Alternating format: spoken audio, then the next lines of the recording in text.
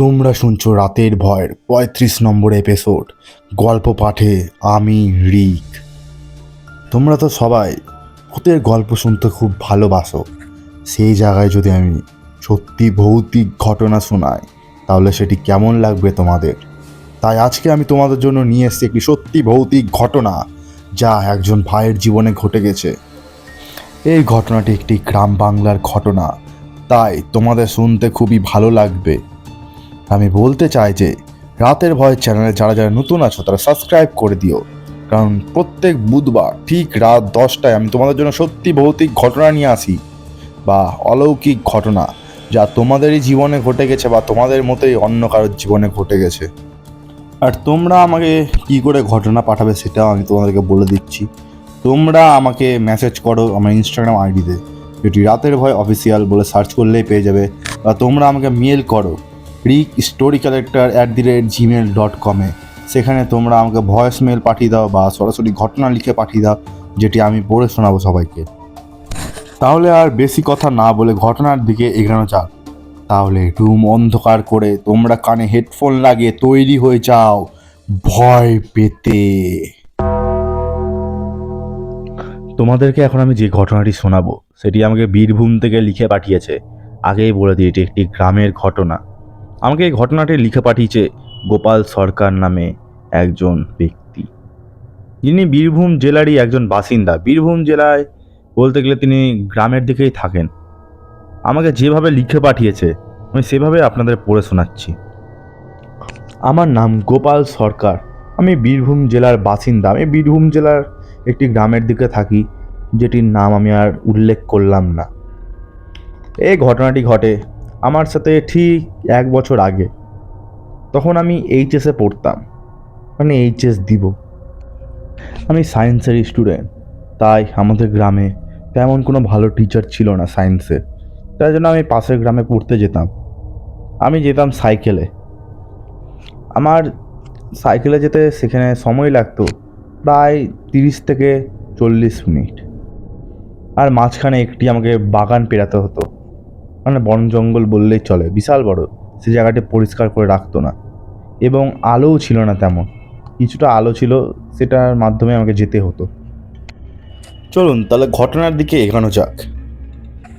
সেদিন ছিল শনিবার। আমি বাড়ি থেকে বের হয়েছিলাম 5টার দিকে, কারণ 5:30 থেকে আমাদের টিউশন থাকতো। আমি সেখানে পৌঁছে ঠিক পড়ে নিই পড়া, সামনে আমার এইচএস ছিল তাই। আমি সেখান থেকে বেরোই 8টার দিকে, কারণ আমাদের টেস্ট নিয়েছিল আর সামনে এইচএস, তাই বুঝতেই পারছেন যে একটু বেশিক্ষণই সেখানে আমাদেরকে পড়া বুঝাতো। স্যারের কাছ থেকে পড়া বুঝে আর পরীক্ষা দিয়ে আমি বেরিয়ে যাই ঠিক 8:10-এর দিকে। আমার মোবাইলে যে টাইমটা আমি দেখেছিলাম তখন বেরোনোর আগে, আমার খিদে পেয়েছিল সেই সময়, তাই আমি একটি চায়ের দোকানে দাঁড়িয়ে চা খেয়ে নিই। সেখানে আমার 8:30 বেজে যায় প্রায়। এবার বন্ধুরা নিজেদের মতো চলে গেল নিজেদের দিকে, আমিও বেরিয়ে পড়লাম আমার রাস্তায়। এবার যখন মেন রোড ছাড়িয়ে আমাদের গ্রামের দিকে ঢুকলাম, গ্রামে যেতে যেতে অনেকগুলো লাইটই পড়ে, মানে মেন জায়গা যেটা গ্রামে। তারপরে আসে সেই বন জঙ্গলটি। আমি বলছি সে বন জঙ্গলের ভিতরে ঢুকলাম, সাইকেল চালিয়ে যাচ্ছি, একদম হালকা আলো, তেমন কিছু বোঝা যায় না। তখন হঠাৎ যেন মনে হলো আমার কেউ পিছু নিয়েছে। আমি অত পাত্তা দিই না, আমি চালিয়ে যাই সাইকেল। তাও কেমন মনে হলো যেন আমার কেউ যেন পিছু নিচ্ছে, পিছনে পাতার আওয়াজ পাচ্ছি। কিন্তু এখন তো এখানে কেউ থাকার কথা নয়, এটা দিয়ে অত কেউ আসে না। আমি কিছু দূর এগিয়ে একটু থামলাম, আমার জল তেষ্টা পেয়েছিল তাই। জলের বোতলটা খেয়ে আমি যখন খাচ্ছি, তখন হঠাৎ আমার সামনে আম গাছটার দিকে চোখ যায়, কেন জানি না। আমি আম গাছের দিকে যা দেখি এখনও ভুলবো না। দেখি যে আম গাছের উপরে বসছিল একটি মহিলা। তার শরীরে বর্ণনাতি, চুলটা সামনের দিকে খোলা ছিল, চোখটা একদম লাল জল জল করছিল, পরনে সাদা কাপড়, আর মনে হচ্ছিল পুরো কাপড়ে রক্ত ছিটানো আছে। পাটা নিচে করে দুলাচ্ছিল, যেমন টিভিতে দেখায় ওই রকমই একদম।